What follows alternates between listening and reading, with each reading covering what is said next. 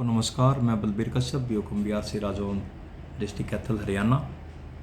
एक नई जानकारी, एक नई वीडियो, एक नई ट्यूटोरियल के साथ अपने एडू मीडिया यूट्यूब चैनल पर आपका हार्दिक स्वागत करता हूं, अभिनंदन करता हूं। पिछले पार्ट 1 और पार्ट 2 हम वीडियो में जानकारी हासिल कर चुके हैं। आज हम लेकर आए हैं आज़ादी की शौर्य गाथा का पार्ट 3। क्या है ये पार्ट 3? जैसे पिछली वीडियो में बताया गया था कि जो अंग्रेज़ों का एक जो योद्धा था हमारा क्रांतिकारी, उसने अंग्रेज़ों का ट्रेन के अंदर ही कैसे संहार किया था, कैसे उसकी मौत की जो ना उसने मारा था।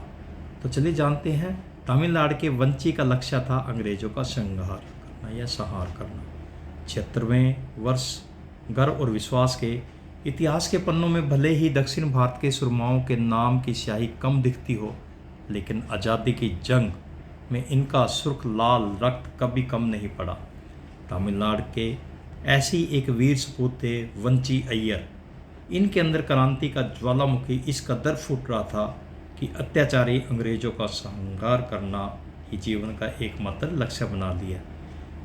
सुधीर विद्यार्थी की क्रांति की विरासत व श्री कृष्ण सरल की किताब इंडियन रिवॉल्यूशनरीज के आधार पर ये तथ्य जुटाए गए हैं। चलिए जानते इसमें क्या हुआ, क्या घटना घटी थी उस वक्त। तमिलनाडु में 1886 में जन्मे वंची अय्यर साथियों से कहते थे, ब्रिटिश दासता से मुक्ति के लिए भारत में मौजूद सभी अंग्रेज़ों का संहार करना बहुत ज़रूरी है। इसकी शुरुआत होनी चाहिए। टिनेवली के अंग्रेज जिला मजिस्ट्रेट रॉबर्ट एस की गोली मारकर, क्योंकि मद्रास में देशभक्तों का दमन करने में एस का बड़ा हाथ रहा है। त्रावणकोर के वन विभाग में लिपिक वंची ने इसके लिए 3 माह की छुट्टी ली और निशानेबाजी सीखने पुडुचेरी चले गए। 17 जून 1911 को वंची अपने बहनोई शंकर कृष्णा अय्यर के साथ एस को मारने निकल पड़े। एस उस समय टिनेवली स्टेशन पर खड़ी ट्रेन के प्रथम श्रेणी के डिब्बे में बैठा था। प्लेटफॉर्म पर यात्री आ जा रहे थे। वहां एकाएक गोलियों की आवाज़ गूंज उठी। सब भागने लगे। मैजिस्ट्रेट खून से लथपथ डिब्बे के फर्श पर पड़ा था। शंकर अय्यर तो निकल गए, पर वंची वहीं खड़े रहे। अंग्रेज सैनिक जब तक उन्हें पकड़ते, उससे पहले वंची ने खुद को गोली मार ली। मैडम भीकाजी कामा ने वंदे मातरम कॉलम में लिखा था कि वंची की इन गोलियों ने हिंदुस्तान को जगाने का काम किया है। ऐसे ही एक क्रांतिकारी थे बैकुंठनाथ शुक्ला। बिहार के इस सुरमा ने भगत सिंह, सुखदेव और राजगुरु को मृत्यु दंड तक पहुंचाने वाले सरकारी गवाह फणिंदर नाथ घोष को मौत के घाट उतारा था। उन दिनों फणिंदर नाथ बेतिया में रहता था और गवाह बनने के कारण अंग्रेजी हुकूमत ने उसके लिए कड़ा पहरा बैठा रखा था। 9 नवंबर 1932 की बात है। फणिंदर नाथ घर के पास गणेश प्रसाद गुप्ता नाम के दुकानदार से बातें कर रहा था। तभी वैकुंठनाथ पहुंचे और नेपाली बर्छी से माथे पर वार कर उसे ढेर कर दिया। वैकुंठ ने साइकिल से फरार होने की कोशिश की, पर अंग्रेज सैनिकों ने घेर लिया।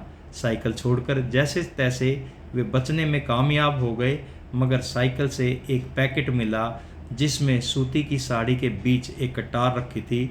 साड़ी पर कपड़े धोने वाले एक खास निशान था।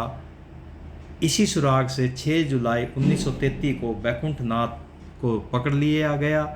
14 मई 1934 को इस महान क्रांतिकार ने हंसते हंसते फांसी के पद्दे को गले लगा लिया। जब फणिंदर नाथ मारा गया था तो खून की स्याही से लिखे पर्चे बंटे थे, जिन पर लिखा था, देश के गद्दार से बदला पूरा हुआ।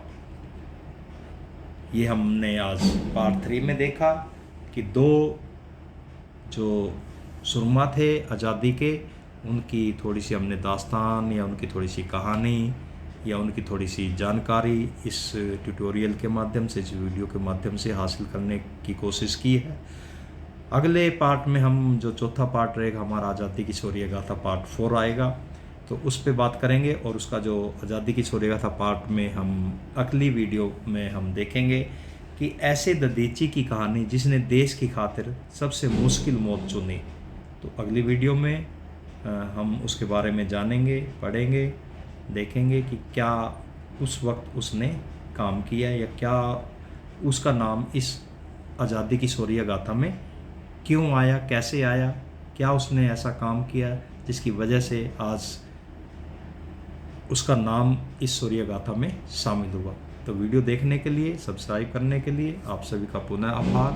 धन्यवाद।